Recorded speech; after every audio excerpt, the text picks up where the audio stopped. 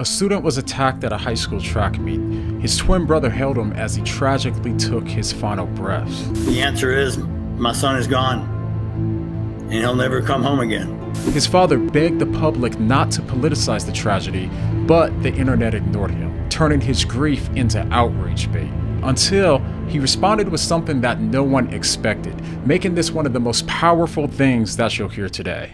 So if you haven't heard what happened, on April 3rd, Austin Metcalf, a 17-year-old high school student, showed up to a high school track meet. And here's what his dad, Jeff, heard happen next. Well, the track meet was being delayed. Each individual high schools had like their own little tents to go sit under, and they were sitting under the Memorial High School tent, and they turned to him and said, "Who are you?" And he said, "I'm Mello."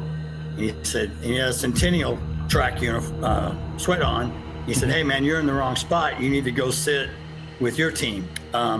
Words were then exchanged. I'm not going to get into the exact details. I know what my son told me, but they asked him to move.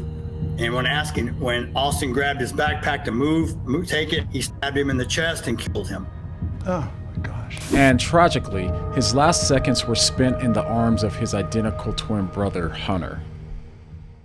Now, as someone who has an identical twin brother myself, I honestly couldn't imagine how it would feel to go through something like this. It has to be absolutely devastating. Their dad went on to share the last thing that Austin said to him. He said, "I love you, Dad." And I said, "I love you too, son."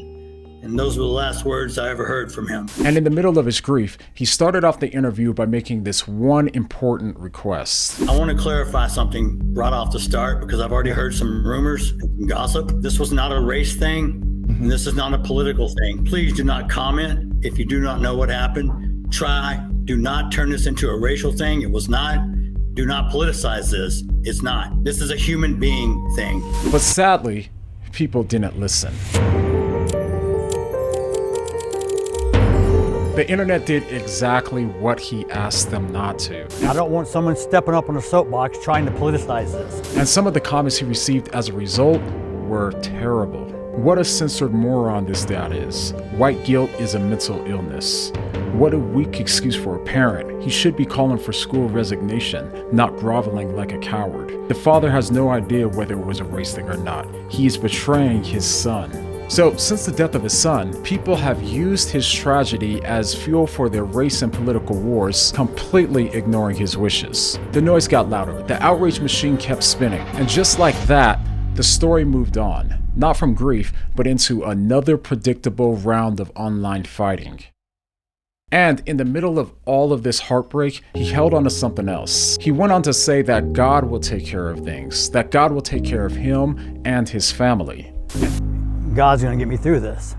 And then he says something else, something that most people didn't expect, and something that most people couldn't even understand. You had mentioned a few times that you had forgiven the suspect for what correct. He did. I do. But we just informed you about these documents and... That doesn't change anything. Okay. This has to do with me and God. God teaches us in the Bible. He talks about forgiveness. He also talks about revenge. Not for me to seek. God will take care of it.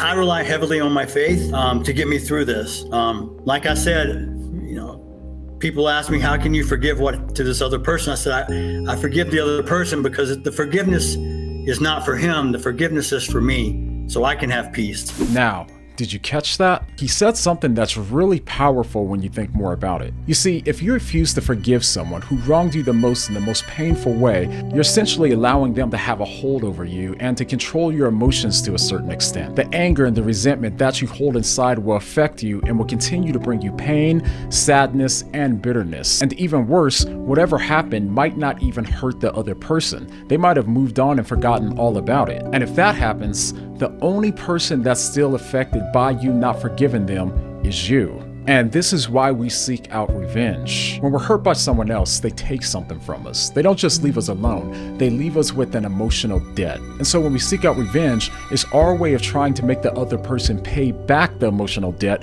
or cause them to take on an emotional debt as well. But in reality, seeking revenge never takes the debt away from us. Even if we ever are able to get back at them and hurt them back, we don't find ourselves free from anger and disdain for that other person. Instead, we find ourselves hating them more and becoming more bitter towards them. Eventually, it changes our hearts into something more hateful, twisted, and constantly needing revenge. And this isn't just bad for our minds, it's also bad for our physical health. But when we forgive, we choose to pay that emotional cost ourselves. Each time that we decide not to get revenge, each time that we choose not to say something bad about that person, each time that we decide not to get back at them, even when we have the opportunity, and each time we decide to pray for them instead of wishing for something bad to happen for them, we start paying down that emotional debt. And eventually, the debt will be paid and it no longer will have a hold on us. And that's exactly what Jeff is doing. Not because the killer deserved it, but because Jeff knows that peace is worth more than payback. Now, of course, this is not an easy thing to do. In fact, it's actually one of the hardest things that we can do. But the truth is, none of us can carry that kind of pain on our own. And just like breaking something that doesn't belong to you, it always requires someone to absorb the debt. And this is what makes the message of the gospel so important. And quite literally, it changes everything.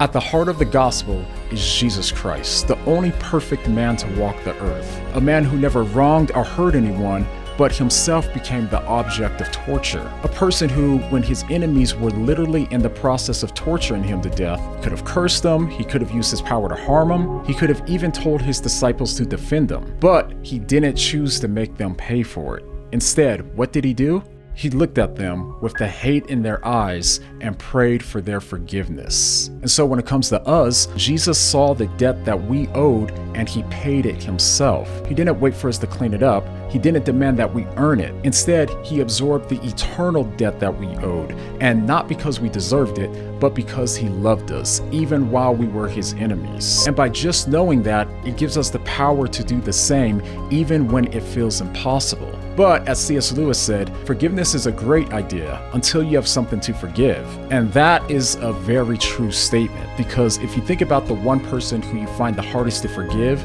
then it becomes clear just how hard forgiveness can be. It's not just difficult, it's costly. But with that person in mind, I want to challenge you. Remember that we understand what it's like to hurt people that we love and care about. We understand what it's like to act out of selfishness with no regard for someone else. And we understand what it's like to hurt those who love us, because we've done all of those things towards God. But thankfully, Christ absorbed our debt on the cross. And the more we realize just how deeply we've been forgiven, even when we didn't deserve it, the more strength that we'll have to absorb the debt that others have left us with, even when they don't deserve it, just as Christ did for us. Now, if you're wrestling with this and you want to learn more about this topic, I've linked some resources down below that I found very influential, which also served as inspiration for this video. So let's pray for the victim's family and everybody that's been impacted by this situation, and let's continue to work hard to be the salt and the light in this world. All right, see you guys next time.